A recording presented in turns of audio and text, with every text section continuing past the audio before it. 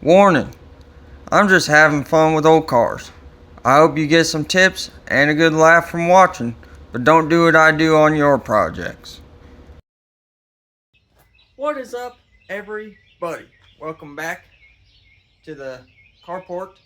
Uh, we're about to start a new video, but first, let me get set up.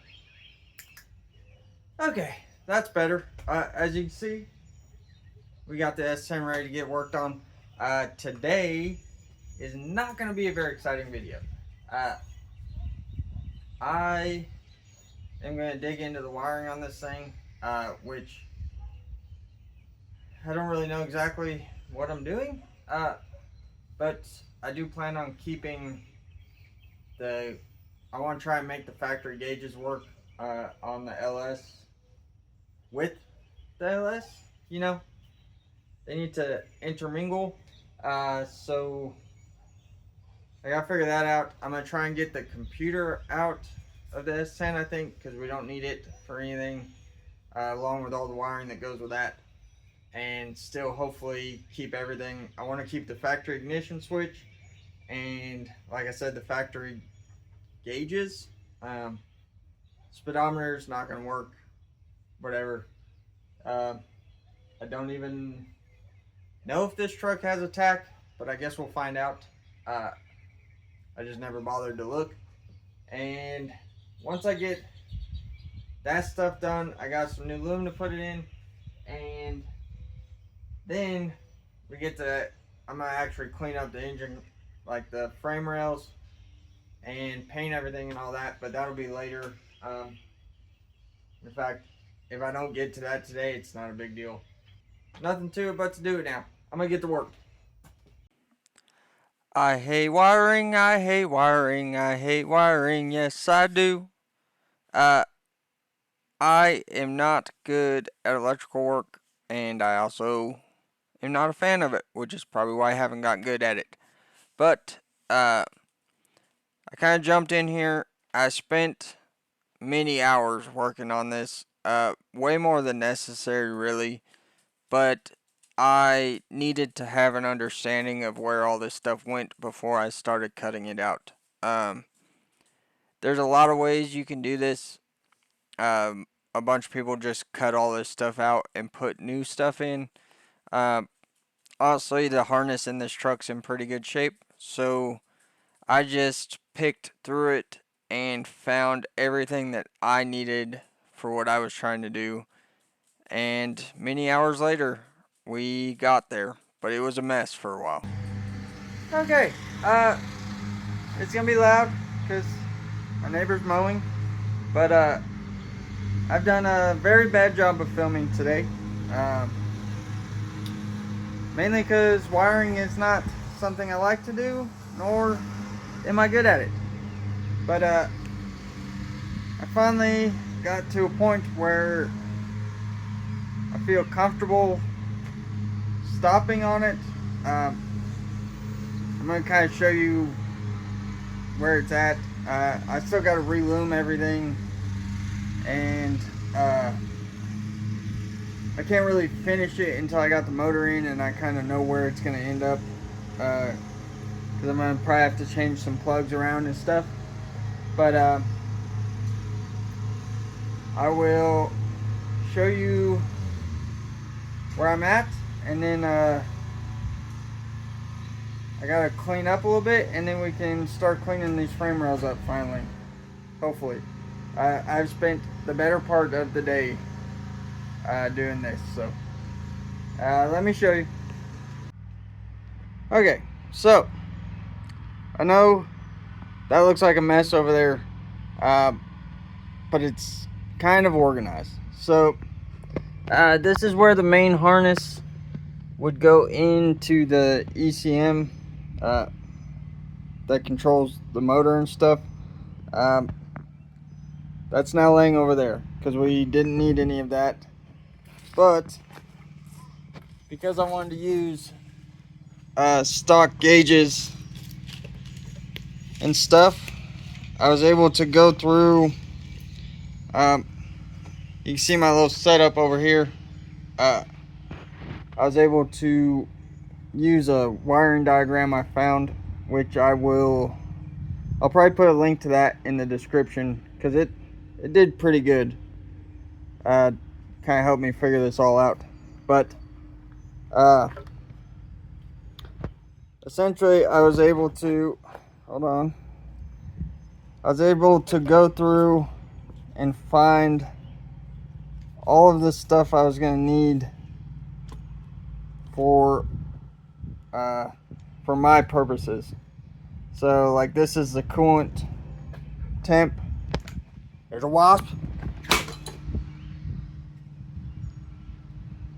I didn't get it. He's back. Oh boy. Okay. Anyway, hopefully he's gone now. I was able to, what was I saying? I don't know. I was able to label all this stuff. So like, this will be the trigger for the starter off the key. We've got alternator. This is also alternator. Our oil pressure sending unit plug here. But anyway, I was able to trace all that back. It looks like a mess right now, but I can't really organize it any more than that right now, until I get, my hair is going crazy. It's been a long day. I don't like wiring. I'm not good at it, so it's been a struggle for me today. But anyway, at least I know everything I gotta get hooked up now. I left all the AC stuff in place because I haven't decided if I want to leave that there just in case I or the next owner want to hook up the air conditioning. I know it'd be some extra work to leave it in there, but we may do that anyway. But I kind of got that all straightened out where I feel comfortable. And let me show you real quick how to get the ECM out. And then he won't stop mowing. It's fine. Okay. If you're looking at this video for how to set your wiring up, it's probably not a good video because I'm kind of an idiot. I don't really know what I'm doing. But I'm going to show you how the ECM came out, because the one and only thing I read on the internet before I started taking it apart was that it was behind the glove box. And although that is true, it is misleading, because you do not need to take the glove box out. So I took my whole dash apart for no reason at all. So I'm going to show you real quick how that came out. I know I keep saying I'm going to show you things real quick and then talking forever. Okay, I'm sorry. But let's go over this and then we can move on. Ha! Hey! Okay, here comes the high-speed reenactment. So first thing you'll do, pull this kick panel out. Then this should not fall out. There's several screws, there, and two back here against the firewall. And then you can pull this out and just throw it somewhere, get it over, go away. And then your plugs should not already be disconnected, but you'll pull your carpet down. That is the inside of that grommet, where the harness will be coming through. It will come across here and it will go right into your ECM, which is right there. So it's just held in with one bolt, and then you gotta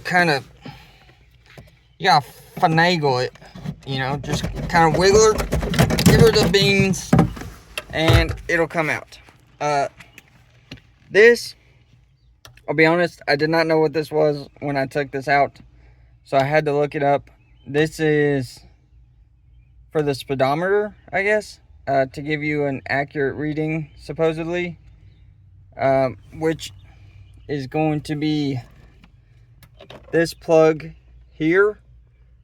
And since we are not running a factory transmission, we're not going to be able to get a factory speedometer reading anyway. So to me, that's no big concern. We'll just tuck that up nice, and nobody will ever know until it falls back down like it did. And this here, this will be plugged into the main harness for the ECM. And what this is, I had to look this up also, is it's the OBD1 port, which is what this truck would have come with because of its age.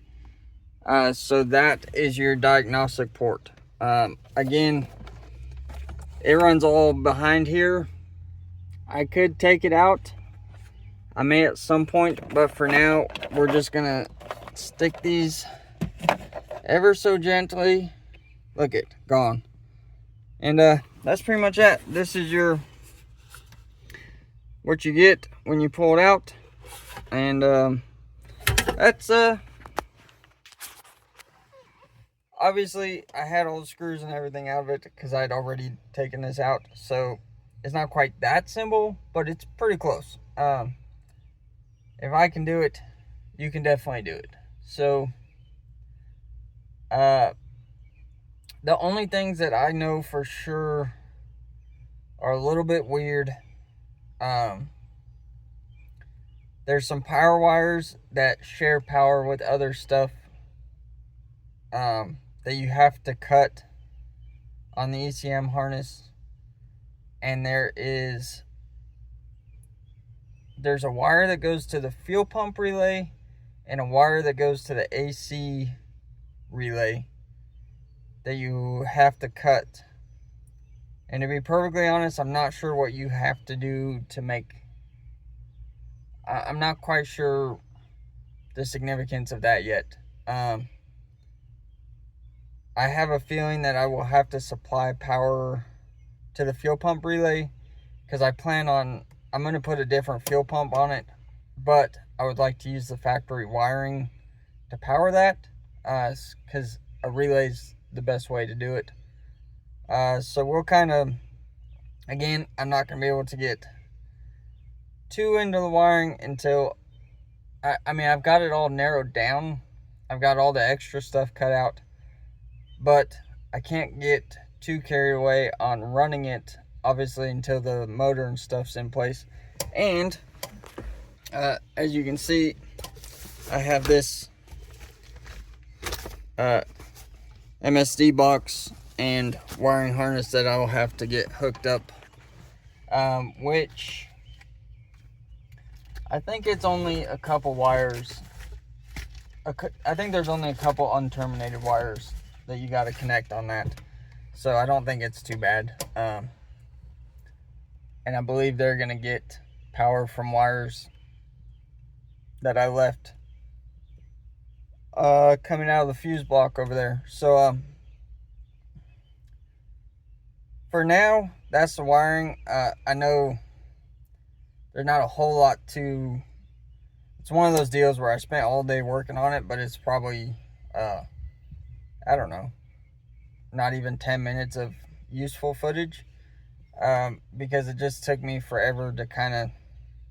I could have just cut everything out, but I don't like to do that. So I really took my time and tried to know where stuff was going and know that I didn't need it. But anyway, we'll quit rambling on about this boring stuff. I'm going to throw all the stuff under the dash back together, just so nothing goes missing or anything. And then we'll I don't know if I'm going to do it today or not. I have time where I may get to doing the frame another day. But we'll see how I feel once I get cleaned up. So no matter what, you're going to see it in just a couple seconds, because the magic of YouTube's. So, yep, see you in a minute. And I decided to go ahead and start cleaning this thing up. So I jumped in, got all the tack bars cut out of the front of it from last week's video, and got to work cleaning it up to get ready to paint it. So check that out. And also, yes, I really use my other truck as a push vehicle. It's fine. I promise.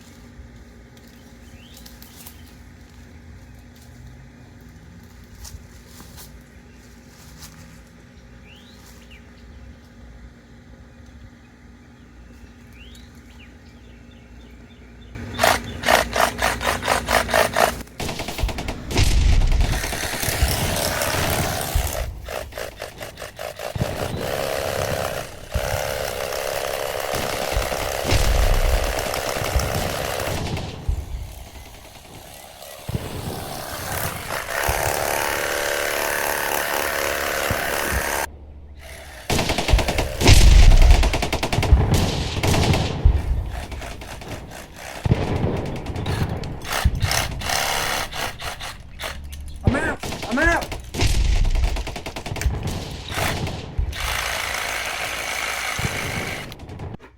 Woo. That was a close one, boys, but we made it.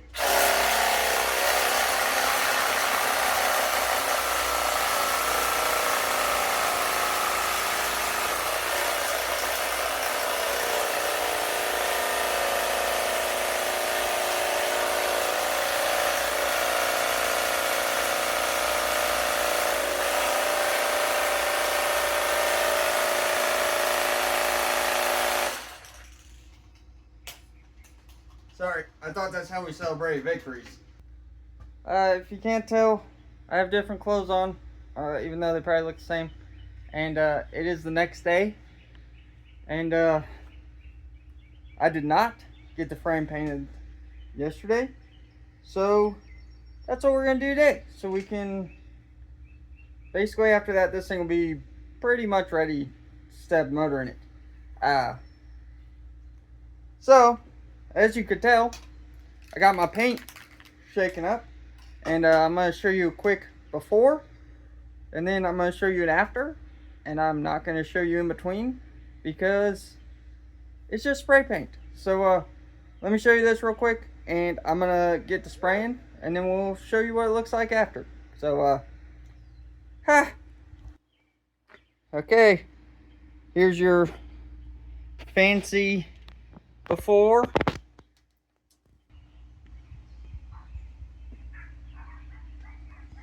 Shoo, look at that thing.